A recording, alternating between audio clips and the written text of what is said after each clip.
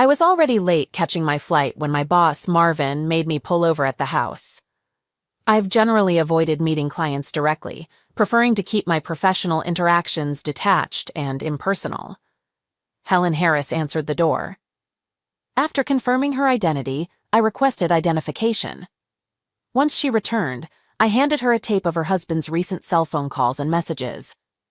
Helen, who appeared indifferent, asked if there was anything significant on the tape and expressed frustration with the service, threatening to demand a refund if no useful information was found.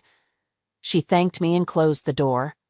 As I walked back to my car, I reflected on why I continued in this line of work.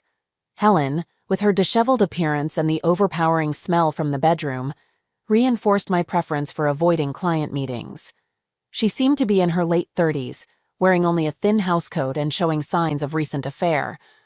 The male voice I heard from the other room instructing "get her A back in there" couldn't have come from Helen Harris's husband, as he was in Detroit at an automotive convention. He was the target of my investigation, assigned to me because Marvin wanted to keep the case despite previous operatives' failures. Helen seemed to suspect her husband of infidelity, yet she was cheating on him herself. It baffled me why they didn't just divorce and move on. It was clear the issue was money, a common factor in the disintegration of relationships that once started with love. My name is Doris Baxter, and after years in this job, I had lost faith in love. As I waited at the airport, I reflected on this while checking in. Despite my attractiveness and toned body, which men often found appealing, I had grown disillusioned with relationships. On the plane, a man named Frank Compton moved to sit next to me. I quickly pulled up his information on my laptop and showed him his own file, which shocked him.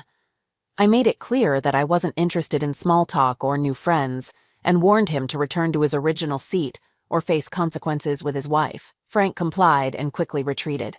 I then reviewed a picture of Mark Harris, who at 28 was significantly younger than his wife. Initially, I thought he was good-looking, but as I read his file, I realized that my assumptions about his infidelity were likely influenced by Helen's suspicions. Looking at the file, I saw a young, attractive man married to an older, less appealing woman. Initially, I thought he married her for her money, but further investigation revealed she had no income and didn't work. The idea of a child was ruled out as they had none. The case grew more intriguing. Hours later, as the plane descended, I couldn't shake the image of him from my mind. He was handsome and only a few months older than me, yet married to a woman 10 years his senior. I checked into the Westin Hotel in Detroit, part of the Renaissance Center, close to Cobo Hall where the convention was being held. The hotel was nice but forgettable, and I rarely stayed in one place long enough to care about details. I called the office in Chicago to update them. Carla, Marvin's wife, answered. She mentioned that Daryl would assist me since Carl, our office manager, was preoccupied with his wife's impending labor. Carla laughed off my concern, noting that every case had its oddities. After hanging up, I dressed in a conservative tan skirt suit that accentuated my curves and highlighted my honey blonde hair. The silk blouse had gaps that revealed my lace bra if noticed. I grabbed my laptop and headed to Cobo Hall, blending in as a distributor or buyer to observe Mr. Harris. My laptop and cell phone were equipped with powerful digital cameras to capture any misconduct. As I walked through the automotive components displays, I pretended to be interested, but I was baffled by the obsession with replacing perfectly functional exhaust systems with louder, similar-looking ones. While contemplating this, I spotted Mark Harris, who looked even better in person than in his photos. His appearance and effortless movement, unlike the often disappointing reality of photographs, impressed me. He was more muscular and graceful than expected, navigating the crowd with ease and frequently stopping to engage with various displays. Following him was challenging. He moved quickly and skillfully through the crowd, making it hard to keep up. Despite being nearly caught several times, I managed to track him as he interacted with different booths and took notes on items of interest. One moment that really startled me was when Mark Harris suddenly turned around and headed back to a booth, moving so swiftly that I braced for a collision. Remarkably, he avoided me entirely and offered a polite apology, flashing a shy but charming smile. At that moment, I realized that my professional detachment was slipping. Despite trying to act disinterested, I was drawn to him, and I noticed that many women were trying to get his attention. However, his lack of interest in them suggested he might be in a serious relationship. I considered 3 possibilities. He was gay, too focused on work, or in love. Discarding the first, I focused on the latter 2, with the possibility of a serious relationship seeming the most lucrative. If he was indeed in a relationship, I could gather evidence for his wife and potentially earn more. Now that I was on the case, I was determined to find out. Mark. That afternoon, despite missing Helen, I realized how much I loved automotive trade shows. The only thing that could make it better would be if Helen joined me. I remembered how she used to come to shows early in our marriage, and I still admired her, especially her figure. As usual, I was excited but had to balance my focus. On one hand, there were vendors I wanted to work with for my company. On the other, I had a list of modifications for my Mustang. I also had meetings with business contacts and fellow road warriors, keeping interactions friendly but professional. I avoided the display girls, valuing my marriage too much. At 28, I felt like an old soul, committed to staying faithful. I still loved my 2006 Mustang GT, even though I disliked the 2010 changes. I had upgraded my taillights to sequential ones, which I enjoyed.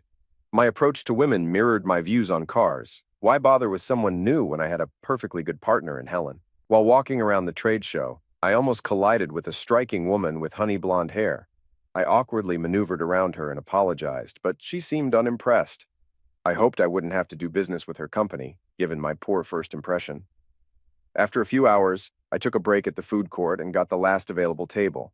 Soon, the woman I'd nearly bumped into asked if she could join me, and I agreed. She was pretty, but didn't seem to use her looks to her advantage. Before we could talk, 2 display girls I'd seen earlier plopped down at our table without asking. They ignored my table mate and focused on me, but I made it clear I wasn't interested.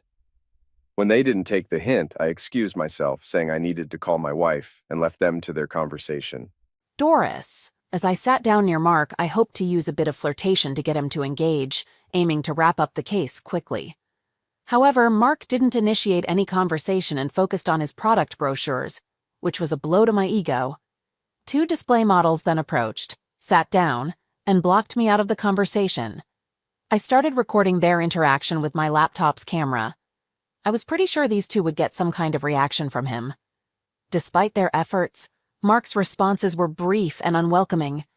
He made it clear with hand gestures highlighting his wedding band that he wasn't interested. Nevertheless, the women persisted, possibly targeting married men who might be less likely to cause a scene. Eventually, Mark got frustrated, stood up, and said he needed to call his wife before leaving. The models then finally noticed me and asked if we knew each other. After I explained that we were just sharing a table, the brunette mentioned her interest in Mark. She noted that while many men at these events act unprofessionally, Mark was different. He was consistently respectful and well-regarded among vendors, and his professional behavior stood out. She admired his faithfulness to his wife, seeing it as a positive sign of his commitment.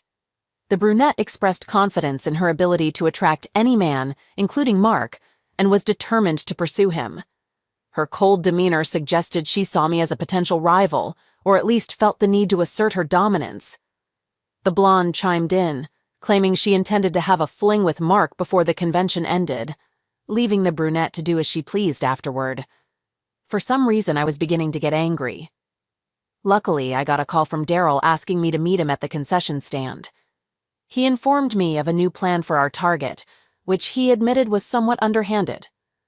Daryl, who was a close friend and highly skilled, had proceeded without my approval, citing our lack of progress over the past 3 weeks. I reminded him that I was supposed to be in charge, though I knew from experience that Daryl's strong emotional involvement sometimes affected his judgment. Daryl's main flaw wasn't that he got emotionally involved with the cases. It was his fear of tarnishing his perfect track record. He never failed to deliver results, and was determined to maintain that reputation. Daryl outlined his plan. Mark would attend a video presentation by American Muscle, then return to his hotel before the convention's opening night dinner, which would feature live music and dancing. Daryl had arranged for 4 escorts to meet Mark either at the presentation or the dinner. hoping one would compromise him and end the case. Despite agreeing to the plan, I had doubts. My subconscious, influenced by Mark's previous interactions, suggested he wasn't a cheater. After nearly a month of no evidence, I was inclined to believe that Mark Harris was faithful. An hour later, I found the American Muscle booth and spotted Mark sitting in the second row. I approached a man in an American Muscle polo who was assisting with the presentation. I hinted at a potential future meeting, and he seated me in the front row reserved for employees. I chose to sit in front of Mark to ensure he would see me, while pretending not to notice him. This way I could make an impression without seeming obvious. I was eager for the show to start, but not particularly interested in the presentation itself. A slim, dark-haired woman entered the presentation area and approached Mark, asking if the seat next to him was taken. Though I couldn't hear his response, he looked around for other available seats. The woman, one of Daryl's hired escorts, sat down with an empty seat between them, placing her purse there to ensure they weren't separated. Observing Mark, it was clear he was unaware of his appeal. Instead of appreciating the attention, he seemed puzzled by her interest and wondered why she chose to sit next to him. The escort began conversing with Mark about the company and products, but he pretended not to hear her, scanning the area as if looking for someone else. When she mentioned this was her first convention, Mark falsely claimed ignorance about the company and suggested she simply watch the show. Mark buried his head in a brochure, hoping to end the conversation. However, Mara and Amy soon entered and approached Mark directly. Mara sat in the empty chair on his right, while Amy attempted to sit on his left where the escort's purse was placed. The escort swiftly moved her purse and took the seat herself, blocking Amy's attempt. Mark, visibly frustrated, stood up as Mara tried to pull him back down. "Honey, where are you going?" Mara asked, her subtle accent giving her words a hint of exoticism. I don't know you," Mark stammered. "Of course you do. We're old friends. You joined us at the food court," Amy added, joining in. The presence of the two women alone drew the attention of everyone nearby. As Mark hastily got up and started to leave, all eyes were on him. Feeling embarrassed, he glanced around the room and our eyes locked. At that moment, time seemed to freeze, and I felt a pang of sympathy for him. With my experience in investigations, I was skilled at detecting lies and hidden motives. In that moment, I was conflicted. Professionally, I was intrigued by the unfolding situation and wanted to observe the reactions of everyone involved to understand their motivations. Mara and Amy were clearly trying to ensnare Mark, using every opportunity to make contact. Even this chaotic scene worked in their favor by ensuring he noticed them and setting the stage for future interactions. They planned to apologize later to smooth things over and increase their chances of further contact, while also sabotaging the hooker's attempts. The hooker, aiming for a significant payday, was effectively sidelined. While she might earn a small fee for her efforts, her chance for a larger reward was diminished. My professional instincts felt compromised as I realized we had crossed an ethical line by orchestrating a situation to make Mark appear unfaithful. Watching it unfold, I felt a pang of guilt for putting a man who was genuinely trying to be faithful in a compromising position. Mark, clearly distressed, excused himself and used his balance to step over a chair as he left. Our brief eye contact only deepened my regret, knowing he had been looking forward to the presentation I had disrupted. Mark. I returned to my hotel room, seething about missing the American Muscle presentation. It wasn't just because they were already a client and I wanted to check out their new products, but also because they were my top source for aftermarket parts for my black 2006 Mustang GT. Something strange was happening. Those same two rude women from the food court were there again. It almost felt like they were following me. Maybe I'd inadvertently offended them, and now they were trying to get back at me by embarrassing me. I tried calling Helen at home. Her voice usually lifted my spirits when I was feeling low. Lately, though, she seemed perpetually irritable. I was starting to think she might be going through early menopause. Our choice to delay having kids until I found a job with less travel seemed increasingly questionable. Still, my desire to start a family didn't outweigh my need to be with Helen. "Why the hell are you calling me?" Helen snapped when she answered the phone. "I just needed to hear your voice," I said. "There are some strange people here and I'm not having the best time. What do you want me to do?" she retorted. Drop everything and fly to Detroit to comfort you? Damn it, Mark, you're an adult. I can't handle everything. Marriage is supposed to be a partnership. Pull your weight. I'm busy right now. Goodbye. I love you, Helen, I said to the dial tone. I changed into running shorts and a tank top, grabbed my iPod, and headed to the hotel's workout room. Doris, Daryl and I returned to my hotel room to discuss our next steps. Daryl, ever the polite gentleman, waited by the door until I noticed him and invited him to sit. Daryl expressed disappointment, feeling our initial plan had potential until the other two women intervened. I clarified that they were not professionals. One was hoping to marry Mark, while the other wanted to have a fling with him before her friend's potential marriage. Despite the setback, Daryl remained optimistic, believing our plan could still succeed if those two didn't attend the dinner. I assured him that since the dinner was for customers and not vendors, we should have a clear shot. Daryl's phone rang with an update from Marvin. Carl's wife had gone into labor just in time for him to witness the birth. As Daryl relayed the news, I found myself briefly pondering the idea of having a family of my own, but quickly dismissed the thought. Since this case started, I've been having some really unsettling thoughts. Daryl, what's your take on this case? I asked him. It's messed up, he replied. This guy is pretty slick, I'll give him that. I'm not sure he's slicker than the guy we caught who was messing around with his kid's teacher, but eventually they always make a mistake. We'll get him, I'm certain. Daryl, why are you so sure he's cheating? I asked. Oh my God, Daryl said. Listen to this. He played a recording of Mark calling his wife after leaving the presentation. Daryl found it hilarious and kept replaying the last part. I love you, Helen. Beep! Suddenly, I was furious. I had never felt so angry or devastated before. Shut the hell up, Daryl, I yelled. There was a tense silence between us. I took a deep breath and apologized to my friend. Did I do something wrong? Daryl asked.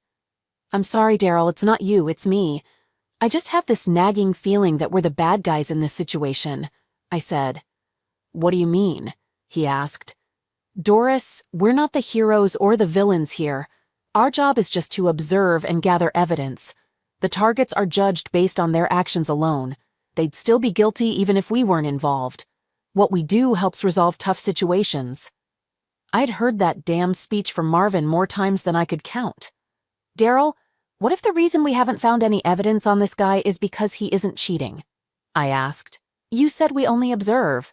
If we were cops, setting up hookers to try and get him to sleep with one would be considered entrapment, right? He nodded.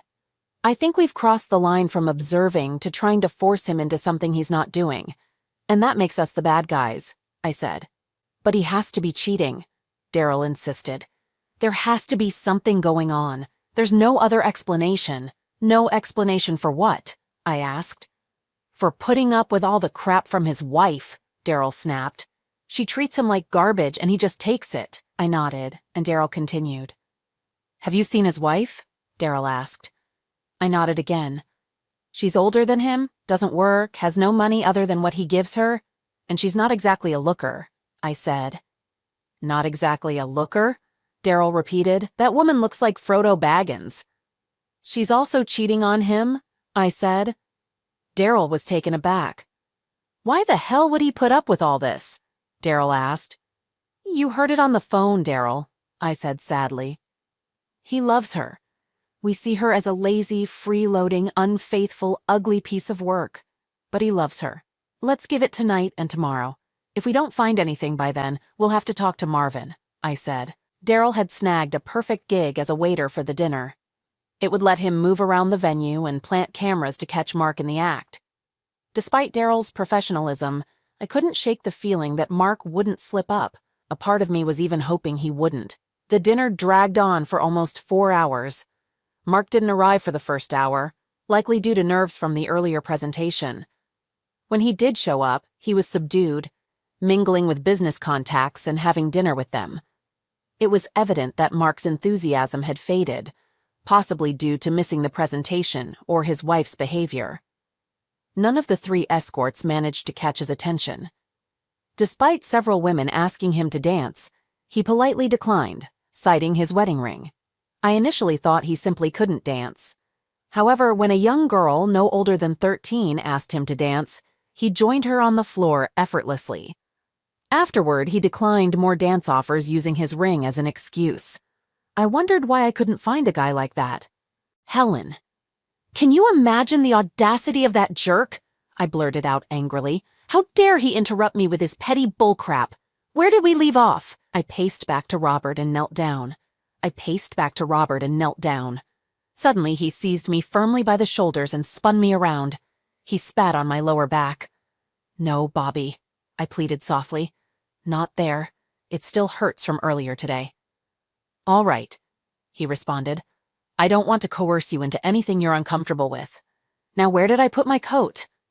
You can proceed, I murmured faintly. What was that? He demanded, raising his voice. I said you can do it in my A, I replied. Nope, he said, I think I'll be leaving now. It doesn't sound like you really want me to do it. Bobby, I'm begging you. I said, please do it. You can do it anytime you want.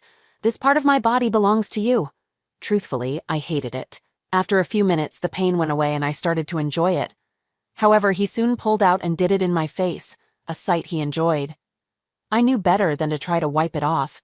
He liked to see me covered in his fluid and had even taken pictures of me in that state. Afterward, he added a humiliating touch by spitting on me.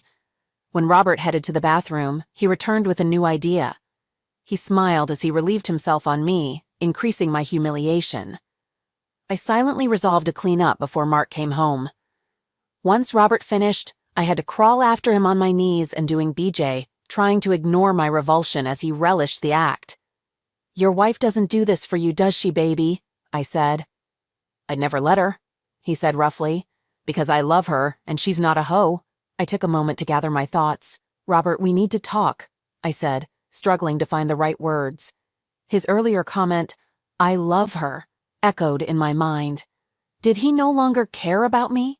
And when he said, she's not a hoe, was that his view of me? Bobby, I'm pregnant, I said, hoping to gauge his reaction. Why are you telling me this? He shot back. Are you saying we can't hook up anymore because you and your husband are expecting a baby? Fine, let this be our last time. Honestly, it hasn't been much fun lately anyway. To be frank, Helen, you're getting a bit old for this. It's time you used your head instead of just your body. Having a kid will surely make your husband happy. Robert, it's not his baby. It's yours, I screamed. Don't be ridiculous, you stupid hoe, he yelled. There's no way I'm getting tied to you. You need to handle this pregnancy today. I'm not going to jeopardize my marriage for a fling with an old woman. Deal with it and don't contact me until it's sorted. He stormed out of my house, snatching his clothes in a hurry. I was left sitting on the floor, stunned. It felt like an eternity before I heard a voice. Hello, is anyone there? A matronly Hispanic woman stood in my living room. Seeing me on the floor, she rushed over. Mrs. Harris, she asked, and I nodded numbly. She carefully stepped around a puddle of urine on the hardwood floor. Are you all right? She asked. I shook my head, feeling like things would never be okay again. I've messed up so badly, I admitted. I spent the next few minutes pouring out my troubles. She listened without judgment, even as I shared the details of what I'd done for Robert and recounted our history. Even before I married my current husband, I knew Robert. My first husband died while serving in the army. While he was deployed in the Gulf War, I was at home having an affair with Robert.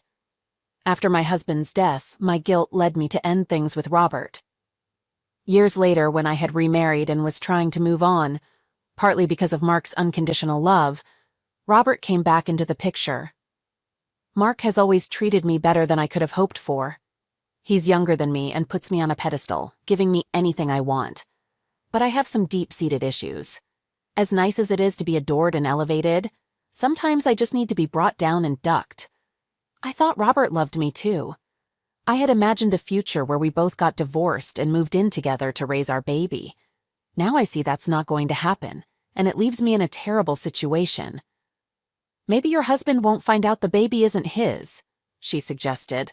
Mark has a very rare blood type, I said. Every time we visit the hospital, they urge him to donate. Sooner or later, the truth will come out. She shook her head. The ironic thing is that I genuinely love being married to Mark, I confessed. I appreciate how caring he is and how he loves me unconditionally. I also enjoy the way younger women throw themselves at him, knowing they don't stand a chance. Robert was never meant to replace Mark. He was supposed to be an addition. I guess I wanted to have my loving husband and an extra wicked thrill on the side, I told her. When I found out I was pregnant, I was sure the baby was Robert's. I really wished it was Mark's instead. Mark would have made an amazing father, but the timing was all wrong. I started treating Mark poorly because, despite his love for me, I knew he wouldn't tolerate this situation. Mark is the kindest, most laid-back guy, but he won't share either his woman or his car with anyone. I began planning my divorce weeks ago. Robert claimed Mark was likely cheating on me while he was traveling, so I hired an agency to tail him. My lawyer warned me that, if we divorce, especially with the baby not being Mark's, but conceived during our marriage, I might not fare well. The woman simply looked at me and shook her head. Normally, what I'm about to tell you would be considered good news, she said, but unfortunately, it won't be for you. Listen to this. She played a recording of Mark's phone calls and a log of his activities at the convention. They had even gone as far as hiring hookers to try to catch him, but he didn't even dance with other women. Your husband is not cheating on you, she confirmed. The real blow was hearing our phone call from yesterday. While I was busy trying to get back to Robert, I hadn't noticed how emotionally drained Mark sounded. Hearing him say he loved me right before I hung up made me feel even worse. Doris. Early this morning, I decided I couldn't continue with the case and asked Marvin to send a replacement for Daryl. I packed up and planned to leave once my replacement arrived. Feeling a sudden urge, I went to the convention center for breakfast and saw Amy and Mara setting up their booth. I grabbed coffee and French toast and sat at the last available table. Mark arrived soon after. I noticed Amy's immediate interest and called Mark over to my table, insisting he sit next to me despite his hesitation. I introduced him to Daryl, whom I falsely claimed was my husband. As Mark relaxed, we had a great conversation, including a discussion about his Mustang and his love story with Helen. She had been his babysitter growing up, and he had fallen for her despite her being 10 years older than him. He'd fallen for her when he was just 6 and she was 16, and he never stopped loving her. She had gotten married, but her husband was killed in the military or something similar. Mark had helped her through her depression and encouraged her to start living again. A few years later, he proposed, but she flatly refused due to their age difference. He kept asking her daily until she finally said yes. I had somehow fallen for this man over the past few days. My realization was abruptly interrupted by the commotion. "You lying, heartless, low-life witch," he yelled. I turned from Mark to see the man causing the commotion. He was the same guy who had glared at me at the party the night before. He lunged at me, missing by inches and causing me to fall over my chair. Daryl attempted to intervene but was struck in the face with a metal chair and fell to the ground, unmoving. I was on the floor, tangled in my chair, trying to reach my taser. The man loomed over me, furious and ready to strike. Fear overwhelmed me, and I might have leaked a bit out of sheer terror. Daryl was just starting to get up, but he wouldn't make it in time. Amidst the chaos, someone shouted for security. I braced myself for the blow, but it never came. Mark, who had intervened, caught the punch and put the man in a wrestling hold, forcing him to the ground. The man crumpled and began crying. "Don't trust anything she says," the man insisted. "She acts like she's interested in you, but she's really a private investigator hired by my ex-wife to catch me cheating. I lost everything in the divorce. I only see my kids once a year." Finally, security arrived, took the man into custody, and escorted him away. Security arrived, took the man away, and Mark reassured him that it would be okay. When Mark asked if the man's claims were true, I explained that my job involves helping people address their doubts in relationships, providing reassurance or evidence as needed for smooth divorces. "I'm such an idiot," he said.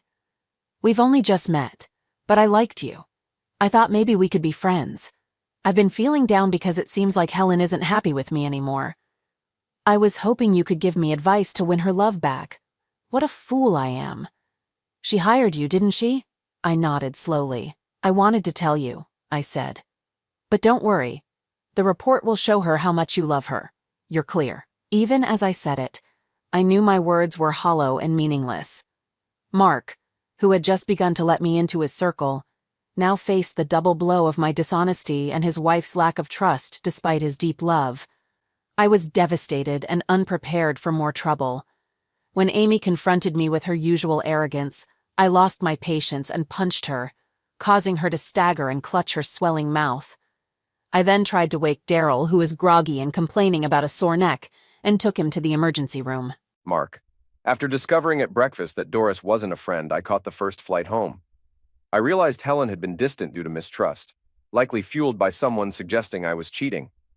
I needed to prove my faithfulness and reassure her of my deep, long-standing love. Upon picking up my black Mustang at the airport, I rushed home. The house felt unsettling as I approached the door. My neighbor, Ricky Ricardo, called out with his thick Cuban accent, but his wife, Lucy, informed me that Helen was at the hospital. I drove to the hospital and waited over an hour while Helen was treated. I filled out medical forms and explained the situation to the staff before seeing her. Sitting by her hospital bed, I felt overwhelming guilt and questioned whether her ending attempt were linked to her suspicions about me. When Helen regained consciousness, she revealed her deep love for me, but also her concerns. She had heard from a friend that I might be unfaithful, which worried her given our age difference. Ironically, the only woman I had noticed was the investigator she hired. Helen had engaged private investigators to check on me, driven by her love and determination to fight for our relationship. However, she was also hiding a serious issue. She had been aped weeks earlier and felt immense shame, leading to her withdrawal and depression. On top of that, she discovered she was pregnant with another man's child, which made her feel trapped, especially as we had delayed starting our own family. Overwhelmed, she had decided to end her life. Processing this, I embraced her, assuring her that nothing would tear us apart and expressing my deep love. We both cried until a nurse informed me I needed to go home and could return the next day. The nurse also mentioned that Helen would be staying in the hospital for a while. She would need to be under observation for 72 hours and then evaluated by a therapist before she could be discharged. When I got home, I sat down on the couch, overwhelmed by everything that was happening. There was a knock at the door. I answered it to find Lucy Ricardo again. She handed me a sealed envelope addressed to me. She explained that a woman had come to her door and instructed her to give me the envelope. I thanked Lucy and went back inside. Lucy seemed reluctant to leave, likely driven by her curiosity and inclination to get involved. Once alone in my living room, I opened the envelope and was stunned by what I found. The envelope contained a note written in crayon, making it impossible to identify the handwriting. The note read, "Don't be a fool, she's cheating on you, it's his baby, she's lying." Along with the note were a couple of disturbing photos. One was a close-up of Helen's face, smeared with dried white fluid, particularly around her mouth. The other photo showed Helen with an older man, whom I didn't recognize, having closeness on our sofa. The man was standing behind her back, and her expression suggested she was enjoying it. There was also an audio tape where Helen confessed everything to another woman. On its own, I might have dismissed the note. The photos could have been fake, but hearing Helen's voice on the tape, along with the note and pictures, was enough to devastate me. I spent the night huddled on the couch. At one point, I realized I was lying on the same couch where Helen had been with that man, and I almost lost my lunch. I'd always believed I'd love Helen forever. Deep down, I still did, but I couldn't reconcile the way she'd treated me. I had proof she cheated, yet she didn't trust me enough to believe I was faithful. What hurt the most was how she had looked me in the eye and lied about everything. I wasn't even sure if her ending attempt was real or just a ploy to gain my sympathy while she spun her lies. The next morning, I requested personal time off from work. Instead of confronting Helen with the evidence and demanding details about the affair, I chose to distance myself. I was deeply hurt and needed to clear my head, so I decided to escape my troubles by signing up for a racing camp to try something new. Although I didn't need to improve my driving skills, I wanted a change of pace. From the road, I called my lawyer to begin preparing divorce papers. It seemed contradictory that someone who deeply loved his partner could suddenly want nothing to do with her, but being deceived and feeling undervalued made it plausible. I still had strong feelings for Helen but doubted her love for me. I explained the situation to my lawyer, including the evidence, and played part of the tape. He sympathized and agreed to handle the case. The camp was in Arizona, so I had plenty of time to think during the drive. Just before dark, my cell phone rang. I expected it to be my lawyer, but it was Helen. It seemed this was the first time she'd been allowed to use the phone. She said she'd been worried all day. "Where have you been, honey?" she asked. Helen, you might be confusing me with Robert, I said coldly. I think you dialed the wrong number. This isn't your honey. It's just your clueless husband who's loved you since he could barely walk. She fell silent, and I could hear her breathing, but she didn't respond. I've learned a lot about people over the past few days, Helen. Maybe I was too trusting or just plain naive, but that's all done now, I said. Please don't call me again. I've already told my lawyer how I want to handle the divorce. You have until the end of the week to take everything you want from the house. After that, I'm putting it up for sale. Mark, please, I know I messed up, she said. We need to talk this out. I think I'm having a midlife crisis or something. I'll get therapy. We don't have to end things like this. We can work through it. I'll never see Robert again. I'll put the baby up for adoption or do whatever you want. Please don't leave me, Mark. You love me. I ended the call. It rang again 5 minutes later. I saw her number on the caller ID and didn't bother answering. Over the next hour, she left me 14 messages, all of which I deleted without listening. I felt utterly foolish. I'd been in love with Helen since before most of my friends even noticed girls. In fact, I fell for her before I even had an interest in girls. When she first started babysitting me, I thought girls were just pointless and odd. I didn't see any reason to be friends with them. They weren't good at baseball, couldn't climb trees, and were terrified of frogs. What use were they? On the other hand, they were into dolls and ridiculous games, which seemed completely pointless to me.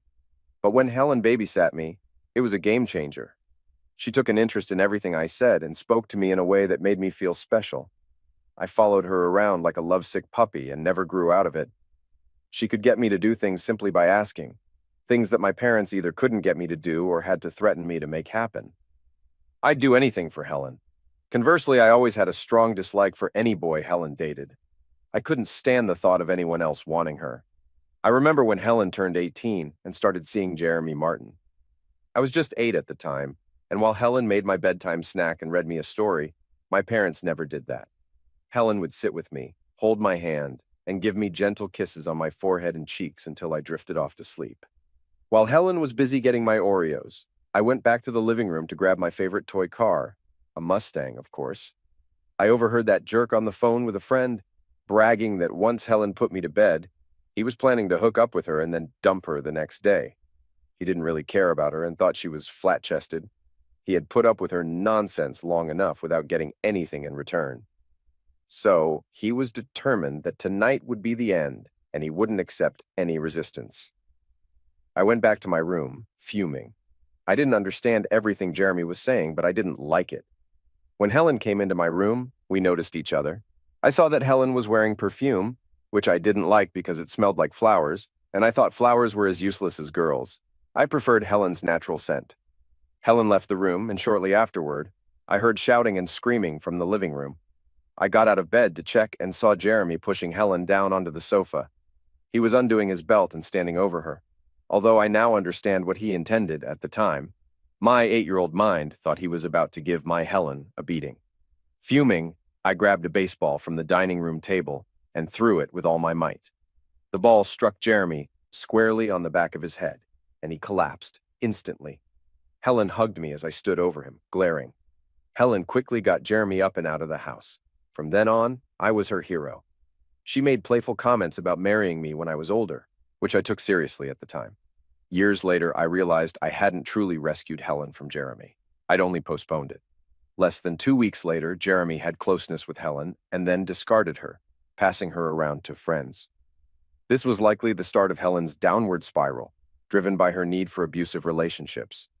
Despite my love and devotion, it meant nothing compared to her destructive patterns. I decided to move on from Helen. She broke my heart, but I knew I'd recover. She could take half of my possessions, but not my dignity or heart. At the race camp, I learned a lot about driving, from gear usage to shifting techniques and track lines. My passion for driving my Mustang was reignited, and I planned to make returning to the camp a regular experience. Doris. I saw that Mark had charged a weekend seminar at a race driving school to his credit card.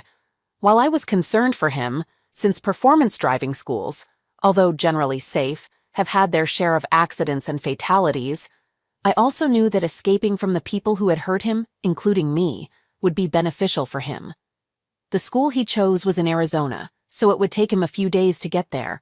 I tracked his cell phone to see where he was. All I needed was for him to answer the call, and the tracking system would do the rest. When he answered, I couldn't resist speaking to him. "Mark, where are you?" I asked.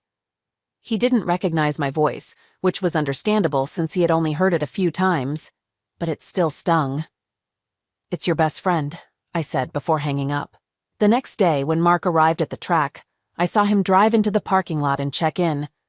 I was working as an assistant cook at the only restaurant on the premises. It was the perfect temporary job, giving me access to all areas of the grounds. Mark would probably visit the restaurant at least twice a day, if not more, and he wouldn't see me since I'd be working in the back of the kitchen. I wore a brunette wig and large glasses, and I still had men hitting on me. I almost lost the job the first time Mark came into the restaurant. Brandy, the waitress, attached herself to Mark before he even sat down. She was all over him, rubbing his arm as she helped him to his seat, and, accidentally, brushing her chest against his shoulder as she handed him a menu. She even leaned over him, putting her rear right in his face, to give him a knife and fork, despite already having silverware wrapped in napkins in her apron's pocket. When Brandy returned to the kitchen, she had a smug grin on her face. "I'm going to have a great time with this one," she said. "Maybe I'll marry him and have his babies." I used to like Brandy, but after that encounter, she came very close to getting tased and choked that morning. On the other hand, I had a good laugh when she left a note with her phone number on Mark's table, and later returned to find it still there. That afternoon, as I watched him drive, I found myself gripping the bench tightly every time he took a sharp turn at high speed. It became clear to me that I had a serious issue. My initial reason for tailing Mark was to make amends for the disruption my investigation had caused in his life. When I first entered his life, Mark was a genuinely happy and kind person who loved his wife and believed she loved him too. I had played a part in stripping that away from him. Even though he still had a good job and a decent life, I wanted him to find someone who could replace the love that I had helped destroy. This made me wonder why I didn't want him to end up with Brandy. I convinced myself that I needed to evaluate her first. I also told myself I needed to handle his divorce properly. I wasn't going to let that old woman take him for everything he had. I have to give Marvin a lot of credit. He could have just fired me, but instead he let me work on my own schedule. I could be involved in cases while still managing my babysitting job, which was how he described keeping an eye on Mark. This arrangement would benefit Marvin in the long run, but that's a story for another time. Over the years, I developed relationships with many local lawyers. We often referred clients to each other. Lawyers would send clients to a private investigator for divorce evidence, and vice versa. So it was no surprise to me when I realized I knew Mark's attorney. Mark was giving that worn-out, hobbit-looking witch far more than she deserved just to get rid of her. Meanwhile, she was fighting desperately to stop or delay the divorce. I have to admit that my actions were just as underhanded as hers, but I was determined to protect Mark from her. I had Carla call her repeatedly, offering advice that, while it seemed helpful, was actually working against her. When Carla spoke with her and she confessed how much she missed Mark and would do anything to have him back, we made sure to destroy that recording. When she mentioned that she wanted to get back with him because she didn't want to get a job, which she found undesirable, I made sure that conversation was recorded and given to Mark's lawyer. In an ideal world, everyone would be honest and straightforward. But let's be honest, such a world would be incredibly dull, wouldn't it? I happened to know a clerk at the courthouse who frequently met with the wife of one of his close friends. I also had photos of these meetings. In return for those photos, he assigned Mark and Helen's divorce case to a judge notorious for his disdain for cheaters. This judge was known for disregarding sentencing guidelines in cases where deceit and infidelity were extreme. He had once been wronged by a woman himself. So, when Mark went to court, he was prepared to lose half of his assets, but was stunned when he found out otherwise. An anonymous source had left a file on the judge's desk detailing how Helen had hired our agency to spy on Mark while she was cheating on him. The file also included information on how some operatives tried to trick Mr. Harris into infidelity at Mrs. Harris's request. Additionally, the selectively edited conversation with Carla and the original file I sent to Mark were included. I think Mark might have spotted me in the back of the courtroom, disguised in the same way I was in the restaurant, but I'm not certain he recognized me. The judge was furious. His anger led him to grant the divorce and award Mark an unprecedented 80/20th split, with no alimony or child support since the baby wasn't his. Helen had a breakdown in the courtroom and, in the days that followed, desperately tried to contact Mark, leading him to secure a restraining order. Her behavior escalated to the point where she had to be institutionalized. Still on Mark's healthcare plan, he visited her a few times. During one visit, he attended a therapy session from the back of the room, and in a brief conversation, advised her to move on and return to Robert. He offered financial help, but emphasized he wanted to move on with his life and thanked her for their past happiness. Mark had no intention of seeing her again, but was called back the next day. Helen, whose room had barred windows, had broken one of them. A few hours after Mark's visit, Helen placed her neck on the windowsill and called for an orderly. When he entered, she calmly said, "There's a note on the desk," and then, with a smile, said, "Goodbye," before taking her own life. Helen struck the rod holding the window, causing it to slam shut on her throat. It was a tragic end for someone so troubled. I can't say I was saddened. Given how she treated the man who loved her, she got what she deserved. Mark never saw the note Helen left. I destroyed it immediately after receiving it and paid the orderly $300. The note read, "Mark, I can't live knowing you no longer love me. I'm leaving for a better place, hoping you'll join me soon so we can be together forever. Love, your Helen forever." Helen was delusional to think I'd let Mark see such a letter. She was trying to guilt-trip him, hoping he'd follow her lead, which I couldn't allow. 6 months later, Mark started seeing Brandy, and they became intimate. He visited Arizona every other weekend. When he was in town, Brandy was with him, but otherwise, she was free to sleep with others. Mark later received a file from his best friend containing photos of Brandy with several men on the new bed he had bought for her trailer. Mark showed Brandy the photos during his next visit to Arizona. She begged for another chance, but he told her he'd talk to her later, and never returned. Mark dated other women intermittently, but didn't seem happy. I was surprised when he dated Mara from the convention, but it didn't last. Mark fell into a depression, and there was nothing I could do to help him. Mark. Last night, as I was heading out of the office, a large black man stepped in front of me. He looked somehow familiar. "Mark, can we talk?" he asked. I nodded. I didn't have any other plans. "Could we grab a beer somewhere and chat?" he suggested. I nodded again. "Do you still go to Arnold's?" he asked. I gave a third nod. "Meet me there in 10 minutes, he said, and then left. I took my time driving my car to Arnold's, trying to recall where I had seen him before. When I arrived at the bar, I scanned the room and saw him sitting at a table with a big Hispanic guy. I went over and joined them. "Mark, first off, I want to thank you for saving me 16 months ago. That guy came out of nowhere. If you hadn't intervened, he might have killed me and Doris," the man said. "Now I remember you. You're the husband of that meddlesome investigator. Your wife helped to make my life miserable. If I'd known who you were or what you were up to, I probably wouldn't have stopped him," I retorted. The two men looked at each other and then laughed. "Yeah, you would have," Daryl said. "You've always been a Boy Scout." Both men nodded and took a sip of their beers. I signaled to a waitress I knew, and she went behind the bar to get my favorite drink.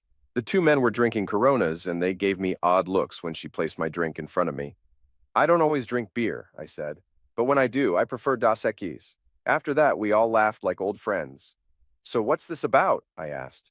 "This is about Doris," Daryl said. "She's become obsessed, distressed, and deeply unhappy. And honestly, I can't deal with it anymore." "Consider yourself fortunate," I retorted. "At least you have a wife. What's troubling her? Have you run out of people to mess with?" "She's upset about you," Daryl replied calmly. "Doris is probably too proud to admit it, but she's in love with you." "I haven't seen her since the convention," I said. Both men laughed again. "Of course not," Daryl said. "She's excellent at her job. Since then, she's been keeping track of you. When you went to Arizona, she was the dark-haired woman at the restaurant. She also handed over the file to the judge during your divorce.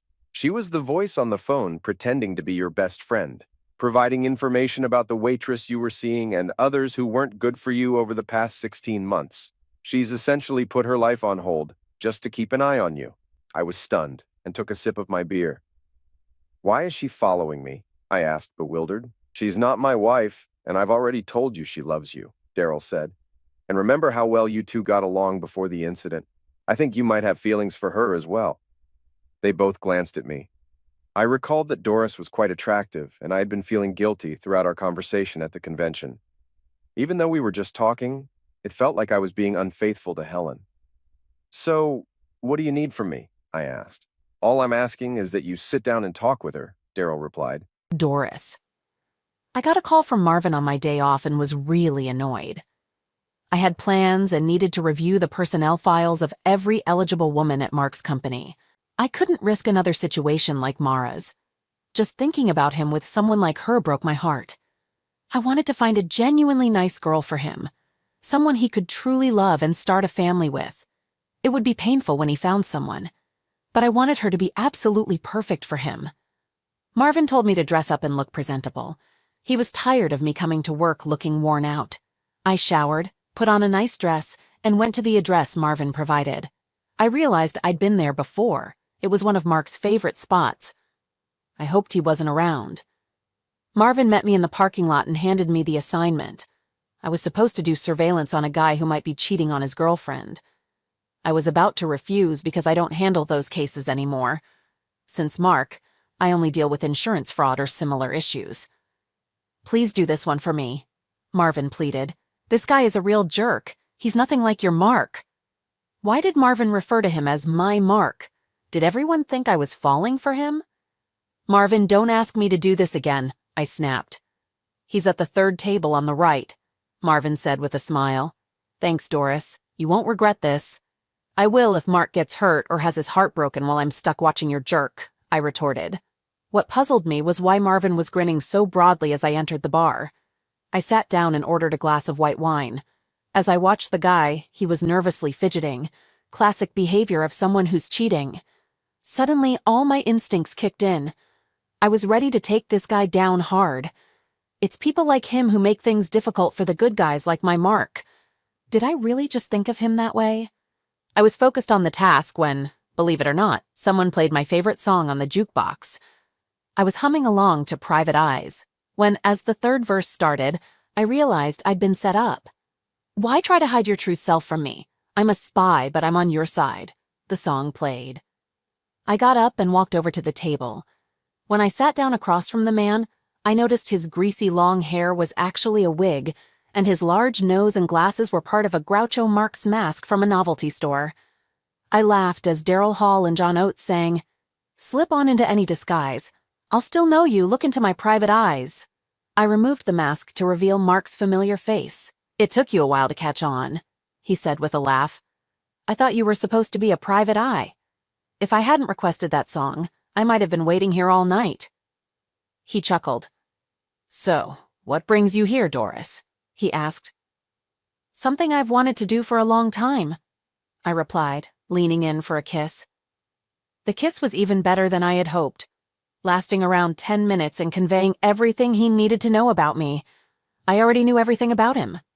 In the end, as with every pursuit I've ever been on, I got my man. That night at Arnold's might have marked the end of Private Eyes, but it was just the start of Doris and Mark. We've been happily together since then, but that's a story for another time.